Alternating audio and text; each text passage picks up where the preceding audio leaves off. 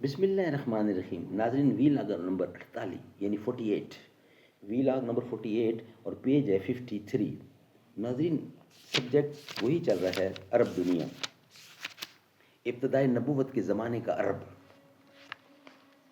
ناظرین، اس کتاب کا نام ہے الرحیق المختوم، سیرت النبی صلی اللہ علیہ وسلم پر دنیا بھر میں اول انعام یافتہ کتاب الرحیق المختوم. رائٹر اس کتاب کے مولانا صفی الرحمان مبارک پوری. رابطہ عالم اسلامی مکہ مکرمہ کے زیر اہتمام منعقدہ سیرت نگاری کے عالمی مقابلہ میں اول آنے والی عربی کتاب کا اردو ترجمہ. مولانا صفی الرحمان مبارک پوری. قال اللہ تعالی یسقون من رحیق مختوم، یہ لوگ سرے بمہر شراب پلائے جائیں گے.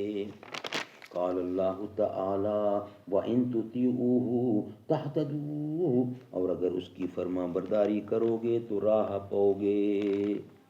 بسم اللہ الرحمن الرحیم.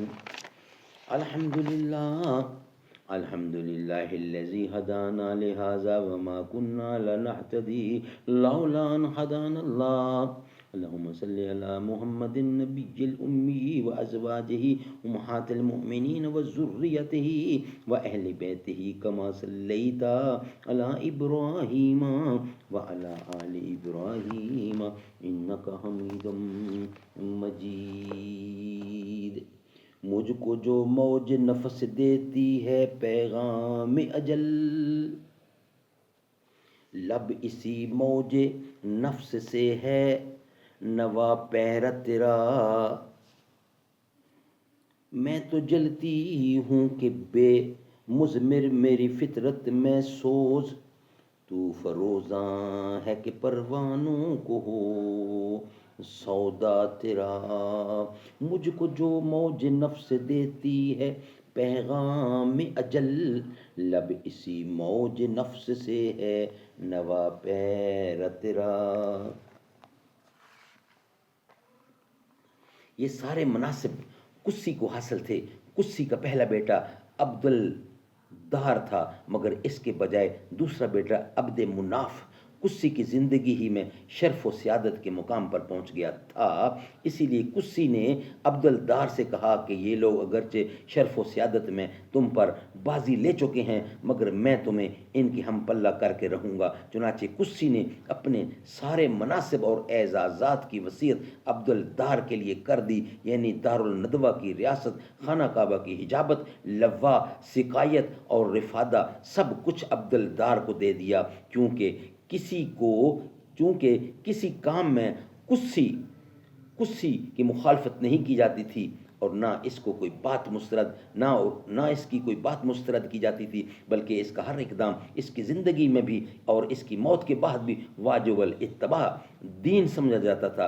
اسی لیے اس کی وفات کے بعد اس کے بیٹوں نے کسی نزاع کے بغیر اس کی وصیت قائم رکھی. لیکن جب عبد مناف کی وفات ہو گئی تو اس کے بیٹوں کا ان مناصب کے سلسلے میں اپنے چچیرے بھائیوں یعنی عبد الدار کی اولاد سے جھگڑا ہوا. اس کے نتیجے میں قریش دو گروہوں میں بٹ گیا اور قریب تھا کہ دونوں میں جنگ ہو جاتی، مگر پھر انہوں نے صلح کی آواز بلند کی اور ان مناصب کو باہم تقسیم کر لیا. چنانچہ سقائیت اور رفادہ کے مناصب عبد مناف کو دیے گئے اور دارالندوہ کی سربراہی، لوا اور حجابت بنو عبد الدار کے ہاتھوں میں رہی. پھر بنو عبد مناف نے اپنے حاصل شدہ مناصب کے لیے قرعہ ڈالا تو قرعہ ہاشم بن عبد مناف کے نام نکلا. لہذا ہاشم ہی نے اپنی زندگی بھر سقایا اور رفع کا انتظام کیا. البتہ جب ہاشم کا انتقال ہو گیا تو ان کے بھائی مطلب نے ان کی جانشینی کی، مگر مطلب کے بعد ان کے بھتیجے عبد المطلب بن ہاشم نے، جو رسول اللہ صلی اللہ علیہ وسلم کے دادا تھے، یہ منصب سنبھال لیے اور ان کے بعد ان کی اولاد ان کی جانشین ہوئی. یہاں تک کہ جب اسلام کا دور آیا تو حضرت عباس بن عبد المطلب اس منصب پر فائز ہو گئے. سبحان اللہ سبحان اللہ. ناظرین، یہ ویلاگ ہمارا یہاں ہی کمپلیٹ ہوا.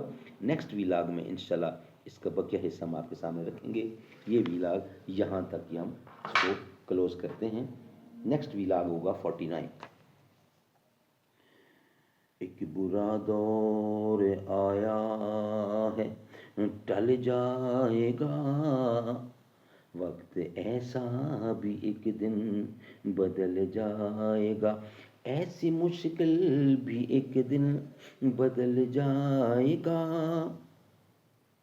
ایک برا دور آیا ہے ٹل جائے گا، کہ وقت کی ناز پر ہاتھ رکھے رہو، اور دعاؤں کو بھی ساتھ رکھے رہو، اپنے بچوں میں تعلیم پیدا کرو، اور قابو میں جذبات رکھے رہو، رب کی رحمت پہ ہر پل بھروسہ رکھو، لڑکھڑایا قدم بھی سنبھل جائے گا۔